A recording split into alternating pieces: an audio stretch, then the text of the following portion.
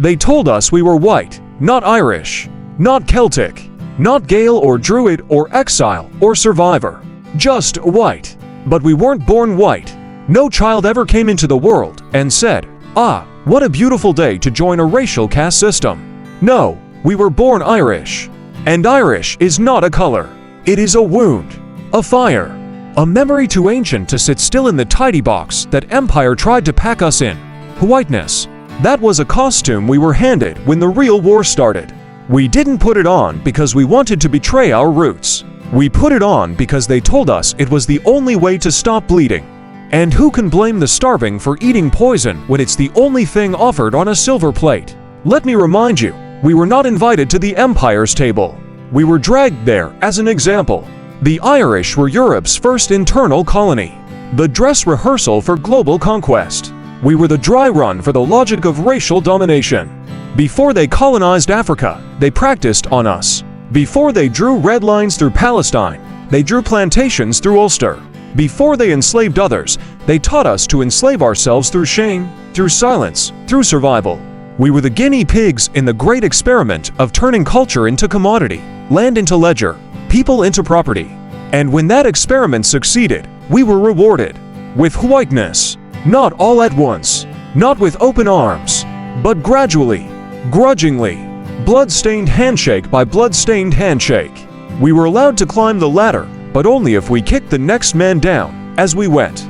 Only if we forgot the famine, forgot the lash, forgot our own language, our own gods, our own names. Only if we proved that we could be trusted to uphold the very systems that once tried to erase us.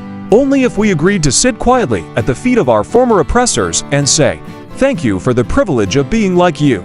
That's what whiteness was, not a race, not an identity, a contract, one signed in silence. You want to know how we earned our seat at the table?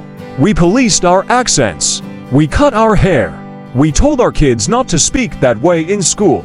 We laughed at the jokes that mocked the very people we once stood beside in the slums. We joined the unions and made sure they stayed white. We joined the police and made sure the neighborhood stayed segregated. We took the jobs that paid us to forget the color of our own chains. But deep down, even beneath all that forgetting, something in us still remembers. Because Irishness isn't gone. It's just buried under years of pretending we belong in a world that never wanted us to begin with.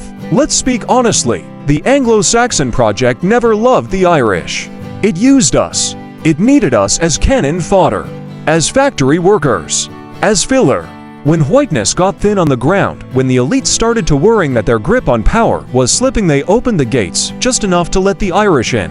Not because they saw us as equals, but because they saw us as useful. And we said yes, not because we were cowards, but because we were tired. Tired of running, tired of dying, tired of being the other in a world built on categories and conquest.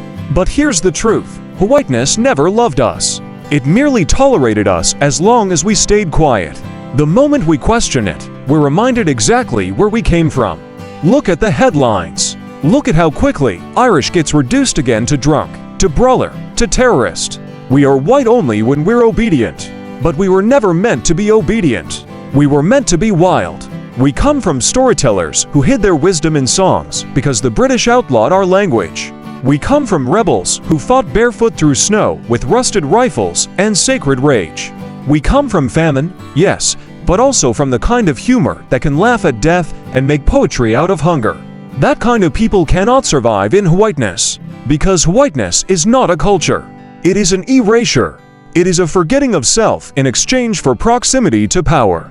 And let me ask you, what good is that kind of power if it comes at the cost of your soul? We didn't survive the coffin ships just to become the wardens of someone else's prison. We didn't lose our homeland just to be the foot soldiers of empire abroad. We didn't carry generations of grief in our bones just to pass it on to the next marginalized group. We have a choice: to remember, to rebel, to reclaim what was stolen, not just land, not just language, but dignity.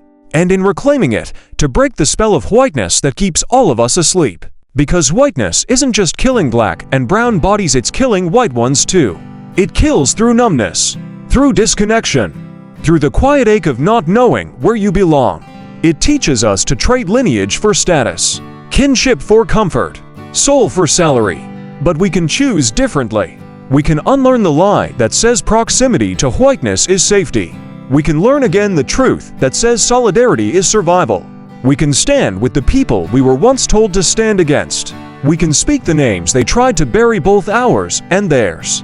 We can remember that our liberation is bound up with everyone else's. Because the empire never feared our whiteness. It feared our memory. It feared that we might remember who we were before they named us. Before we traded green for beige. Before we traded myth for mortgage. Before we forgot that Irishness, true Irishness, is rooted in resistance. It's in the laughter around a fire that refuses to go out. It's in the rhythm of a bodhran and the whistle in a lonesome tune. It's in the tear at a funeral and the roar at a wake. It is wild, unyielding, and utterly incompatible with whiteness. So this is your invitation to step out of the role they wrote for you, to stop being the model white ethnic and start being the rebel your ancestors hoped you'd become, to choose something older than whiteness, to become Irish again, not by blood alone, but by memory, by action, by choosing solidarity over silence, because we were never meant to be white. We were meant to be free.